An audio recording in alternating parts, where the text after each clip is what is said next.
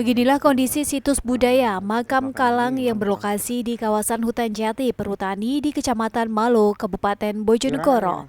Kondisi situs budaya Wong Kalang tersebut saat ini cukup memprihatinkan karena tidak terawat dan ditumbuhi semak belukar. Suku Kalang atau Wong Kalang adalah salah satu suku di masyarakat Jawa. Mereka hidup di era megalitikum atau ada sejak zaman kerajaan-kerajaan Nusantara. Tetapi karena suatu hal, mereka dikucilkan oleh masyarakat mayoritas pada saat itu. Pengucilan tersebut yang mengawali disebutnya kata Kalang.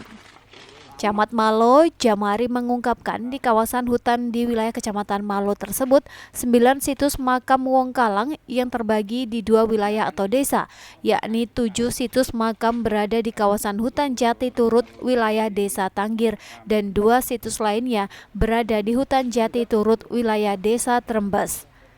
Jamari menjelaskan ciri khas makam Wong Kalang yaitu adanya kubur batu yang merupakan tradisi masyarakat pada era megalitikum. Menurutnya, saat itu proses pemakaman dilakukan dengan cara dikubur dan kemudian dikelilingi atau dipagar dengan batu-batu lempengan dan ditutup hingga bentuknya menyerupai keranda atau peti. Kalau itu mungkin menurut cerita-cerita ya sudah terlalu lama Mas ya ini. Karena kita melihat ini masih zaman, kita melihat mungkin masih zaman batu itu kita ditemukan, cuma di wilayah Malo ini di tahun 2016 ini ada penelitian, kemudian ini bisa ditemukan yang ada kita ketahui itu di Kecamatan Malo ada 2 wilayah, yang satu di wilayah Desa Tanggir, yang satunya di wilayah Desa Trembes. Sedangkan yang di Desa Tanggir ini terpencar beberapa kelompok. Jadi ada 3 kelompok, ini yang satu bisa kita lihat yang ada di belakang kita ini. Kemudian yang 2 kelompok itu ada di tengah-tengah sana, namun terlalu padat semak belukar, kita tidak bisa masuk ke dalamnya. Berapa makam Pak yang ada di sini? Yang ada di sini ini kalau tidak salah 5. 5 Ya, ada 5 makam, cuman semakin tidak kelihatan. Ini memang perlu kita lestarikan. Jadi ini merupakan aset situs budaya yang harus kita amankan, karena banyak orang-orang ngambil batu dan lain sebagainya. Kalau kita tidak awasi, ini bisa-bisa habis.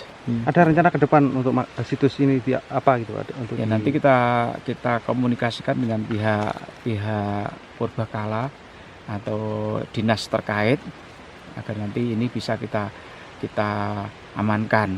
Merupakan situs peninggalan yang begitu udah terlalu lama, udah lama banget ini. Selain situs budaya makam ini yang ditemukan, apakah ada penemuan lagi Pak? Tidak ada. Kita yang sampai saat ini ya hanya kuburan ini aja yang kita masih bisa kita lihat, lainnya kita tidak temukan apa-apa. Jarang ada yang kesini Pak ya selama ini Pak? Jarang sekali Mas, ini karena ya ini semaknya terlalu padat. Ini kelihatan baru dibuka karena kemarin ada bencana itu, banyak pohon jati yang tumbang, akhirnya ini dipotong. Ini kelihatan mau ditanami sama masyarakat tempat. Sementara itu, Kepala Dinas Kebudayaan dan Pariwisata Kabupaten Bojonegoro Budianto mengatakan sebelumnya makam Kalang ini sudah pernah dilakukan penelitian oleh Balai Arkeologi Yogyakarta pada tahun 1979 dan dilakukan penggalian pada tahun 1982. Sementara dari Dinas Kebudayaan dan Pariwisata juga melakukan upaya pada tahun 2017 yang saat itu bekerja sama dengan Balai Pelestarian Cagar Budaya Jawa Timur dan UGM Yogyakarta melaksanakan survei dan zonasi di Desa Tanggir, Kecamatan Malo.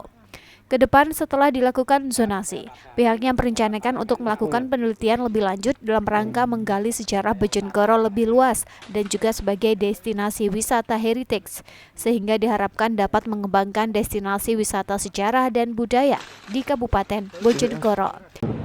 Dari data-data yang ada, makam Kalang ini sudah pernah disurvei oleh Balai Arkeologi Jogja tahun 1979, ditindaklanjuti mungkin penggalian tahun 1982,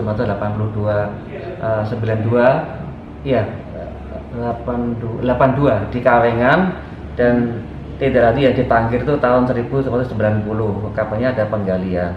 Itu dari data-data yang ada. Kemudian dari Dinas Kebudayaan Pariwisata juga melakukan upaya itu tahun 2017 menurut data.